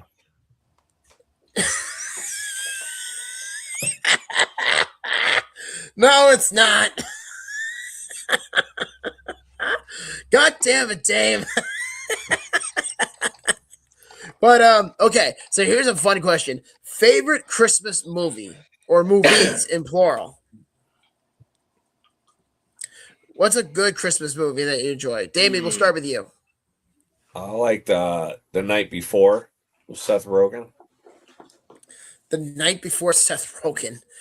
Is that No, an the actual night before movie? with Seth Rogen. Yep, night the Islanders before- just scored.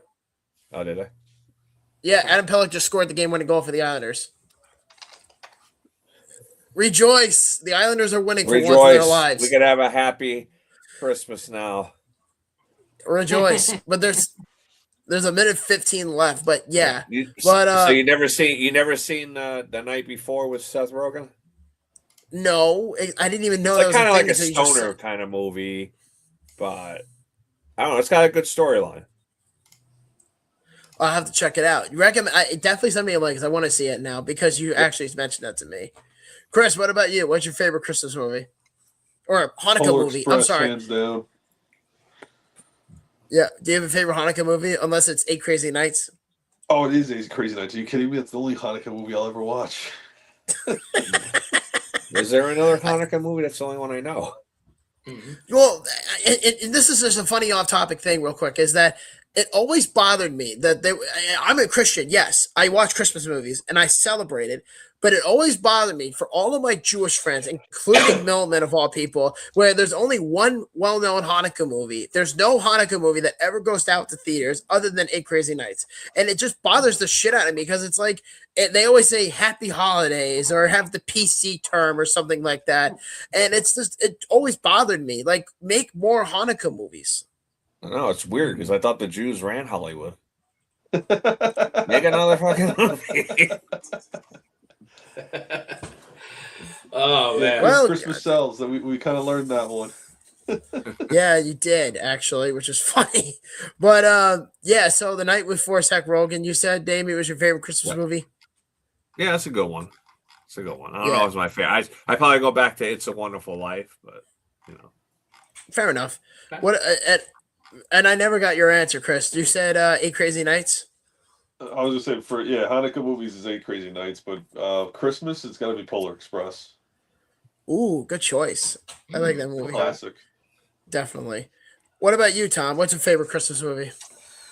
There's a few, but I actually got to see two of them the last couple of nights because, of course, for us that live up here in the Buffalo area, we actually do get one of the Canadian channels, Home Alone and Home Alone 2. Home Alone 1 and 2? Yep. Two of my favorites. And absolutely, it's crazy. I remember when those first came out and absolutely love them. So, I mean, great movies. And of course, Christmas Story, you always got to watch it at least once a year. I mean, there's that also. It's like, you'll shoot your eye out. So, and of course, I got to take the alcohol because my throat's dry. Yeah, go for it. I would say for me, I have a top 3 in no particular order. I love Elf. My wife and I watch that movie every year, at least once a year. And then my favorite Christmas movie is How the Grinch Stole Christmas. Yeah, that one with the one with Jim Carrey. I never get tired of that movie during Christmas time, and it always just brought joy in my heart because it was more of like a Christmas is here kind of a movie, and Christmas is still here kind of a thing. But if I had to also pick a movie, just because I love making fun of it every year, is the Polar Express. Because the only reason I make fun of the Polar Express is because the only reason why I do it because you, Bob. Like, he's a real life my Grinch. favorite movie. the only reason that's the case is because if you look at the subtitles, Chris, I am telling you, watch the cast members list for the Polar Express. All you see is hero boy, hero girl, know-it-all, the conductor. There's no fucking names for these fucking characters in this movie. Literally, I will go on IMDb right now and read you the list for the Polar Express. Jesus fucking Christ. My God. Oh, and we have you ever notice that? Oh, I was going to mention actually real quick. We got a little bit of breaking news out of the NFL. So you guys got to hear it here. Adam Schefter is reporting that the hearing for DK Metcalf's suspension has taken place, and the NFL has upheld it. So he will miss the final 2 regular season games at Cleveland and against Baltimore. He loses $555,556 in salary and just had $45 million worth of guarantees voided on his contract. Yeah. But yeah, no. Woo, sucks to be you, DK. Yeah, so check this out. I got the IMDb list for Polar Express, right? Hero Boy, Tom Hanks, Toothless Boy, Smokey, Sister Sarah, Know It All, Hero Girl, Billy, my name's Billy, the lonely boy, as they call him. Pastry chef, waiter, multiple waiters, more waiters, fucking waiters, a redhead girl. That's literally the names of the characters of that fucking movie. And that's why I'm so glad, Chris, you brought up the Polar Express. Thanks. Yeah, we actually have a few other comments that came in as well. So Joe Marie says, "Thanks, guys. Happy holidays to you all. Of course, same to you. We appreciate you watching every week." And she also says, "Christmas Vacation." That's a good one. And actually, I'll throw another one. This is actually not a Christmas movie, but National Lampoon's Vegas Vacation is hilarious. Joe Marie says, "Bad Moms Christmas." I actually haven't heard of that movie. Me neither. And then Larry says, "Elf is okay. Christmas Vacation is great." And then Larry says, "Chug chug" with the alcohol. So, all right, I'll do it one more time because otherwise I'm going to get plastered. But here we go. Salute. Yeah, but I actually have a very interesting question for y'all. Is Die Hard a Christmas movie? Nope. No? None of It just them takes are. place during Christmas time,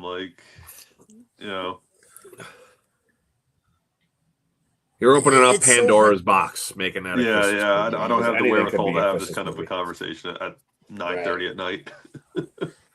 Yeah. All right, so we have two more. So the first one is favorite food items to have around Christmas time. It's got to be hot chocolate. Okay, I can fuck with that. Hot chocolate's a good one. What about you, Tom? Yeah, I mean that's definitely one thing I'll have this time of year. But I always got to go with the Christmas ham. Ooh. Christmas ham. Okay, Ooh, I like that's a that good one too. Yeah, Oh, all for nice, certain. that double glaze, and oh yeah. Definitely. What about you, Damien? Yeah, I read the question wrong because I thought it was like, what was your favorite dish at the Christmas dinner? So I said mashed potatoes. Hey, nothing wrong with that, man. Have a little bit of Christmas ham, mashed potatoes with it, and whatever else you want to have on the side. Hey, it's all good. Yep. So Jolene said, okay, not a Christmas movie, but a Christmas season movie. Fair enough. And then she also said, all my homemade treats I make to give out to, of course, samples, and then Spitz cookies for dessert. All right, that's a fair one. Did you call her Jolene or Joe Marie? Joe Marie. Oh, Jolene is her actual name. Okay. I was just wondering. I was gonna say, if you've been calling her wrong name all this time, dude. I was like, what the hell? No, she just brought over a bunch of cookies for me tonight. So and the kids very actually didn't get into them yet. So I was surprised. Cool. That's not a bad consolation prize when you think about it. Yeah, well, she did beat me in fantasy. So otherwise, I would be in the championship and I would be doing really well this week. Yeah. My favorite dish for Christmas around this time of the year is controversial, but I like it, is eggnog vodka. All right. Okay. Oh, the big thing around here in Buffalo is everybody keeps saying it's Tom and Jerry season. I guess it's some kind of like eggnog drink, alcoholic drink. I've never had one. So yeah, I was gonna say with that place, the place I know that makes that, or actually one of the big places, is and the Sabres actually just scored, so they just got their 7th straight win, 3-2 in overtime. Wow, Buffalo's a wagon right now. Mm-hmm. Godspeed, Buffalo. Yes, and looks like I'm trying to see who actually got it, but yeah, we'll know in just a moment. But nice goal! Beat him on the left side. Who scored the goal for Buffalo? Bowen Byram. Okay. Gotta stock up that trade value, I guess. Mm-hmm. But that's his second goal of the game, too. Yeah. Certainly. And finally, this is the last question, and then we'll say Merry Christmas and Happy Hanukkah and Happy New Year and whatnot. Is what are you guys looking forward to in 2026? We'll start with Tom. I would say, it's a new year, so, new beginning on a lot of different things. Looking forward to, of course, still having good time with family and friends, obviously. Of course, I know we've been able to do a lot here on the show this year, which I certainly appreciate what everyone brings to it. We're going to be looking to grow a little bit further here. So certainly looking forward to that. And then who knows? I mean, I might possibly be moving south at the end of the year. So I am looking at possibly getting out of New York. We'll see what happens with that. But if that happens, I'll be in Nashville Predators country. But, who knows? But no, just thankful for, everything I have and the people I have around me, which is always good. And just, looking forward to continuing that. So, that's really the big thing, nothing flashy or anything like that, but it's all good. And who knows, it might do the little living room revamp maybe later this year. So we'll see what happens there, because I want to make it even more interesting for people that actually come over and watch games. So we'll see what happens. Millman, how about you? Do you have a resolution, or what are you looking forward to? I'm waiting to see Jerry Jones's fabulous plan for the 2026 season. It's going to be killer. You're all, everyone's been making jokes, including me. But I guarantee you, 2026, the Cowboys are going to be a front runner. Seems like someone's going to be disappointed. Mm-hmm. Oh, hugely disappointed. He'll be stuck in the pit of mediocrity, man. I can't wait to see what stupid shit my news line is going to say. God damn it. Damien, how about you? What are you looking forward to? Just trying to be healthier. Like I said, I've been going to the gym pretty regularly for the last 2 months. Cool. So trying to get rid of the stomach. Cutting back on the beer and the alcohol. I've been doing that. So look at it this way. I'm drinking one for you tonight, although I don't drink super often. So well, pretty much my social life was hanging out with the beer geeks and going to sporting events. So I'm trying to actually do less of that and trying to do more like cultural things, like plays and the Buffalo Philharmonic Orchestra that's here. Like, do stuff like that. I want to try to get back into stuff like that, that I might get something else out of. Yeah, that's a fair, resolution to have moving forward. But I think it's pretty obvious with me that, I'm just looking forward to a big year in general. Obviously, I'm thankful for you guys. Millman, I appreciate you coming on tonight, even though you're a guest, host on the show tonight, which is a huge honor to always have you. And you know what? At the end of the day, I'm looking forward to being a dad. My wife and I are expecting in March. We're having a baby boy. So it's going to be a challenge going into the unknown. But I'm very blessed to have people in our lives that could kind of guide us to how to do the proper way of thinking as far as like how to be a good dad, how to be a good role model and all that. Just putting that on to my son. I think that's something I'm very excited to do. But more importantly, I'm thankful for you, Tom, Damien, Chris, obviously, but all of you and the people that are actually listening to the show, you guys have been great all year, and it's truly a blessing. It's an honor to actually do this moving forward, and I'm very excited for the future. And we have a lot of exciting shit coming out, and you know what? At the end of the day, it's all going to come to, it's all going to come together, and you know what? I'm looking forward to it. It's going to be a good year. Yeah, definitely. And Jo Marie actually had a few other comments on here as well. And some of the things that she mentioned was all her homemade treats that she makes and she gives out, and of course, to sample. And then Larry says Spitz cookies for dessert. Jo Marie says, boo-hoo, Damien. And then Jo Marie says, hopefully just a better freaking year. Larry says, thanks, guys. Enjoys the holidays. Remember, parents are perfect, Bob, and then or aren't perfect. So, yeah. So, and it's the case. And going back to your point, Damien, too, I mean, one of the big things this year, it felt good. Lost 50 pounds, feel a lot better. And, it's actually been a little over a year now, but, just drop down, just put the work in, and, it's all good.